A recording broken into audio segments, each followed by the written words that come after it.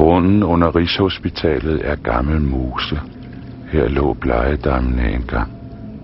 Her gik blegemændene og fugtede deres store lærreder i det lave vand for at lægge til blegning. Fordampningen indhyllede stedet i en permanent tåge.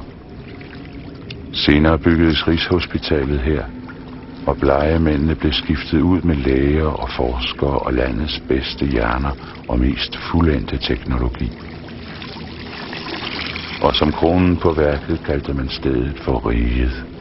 Nu skulle livet defineres, og uvidenhed og overtro aldrig mere kunne ryste videnskaben.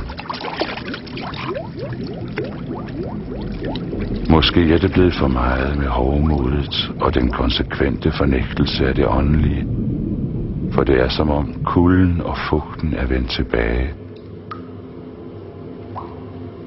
Små tegn på træthed er begyndt at vise sig i de ellers så solide og moderne bygninger.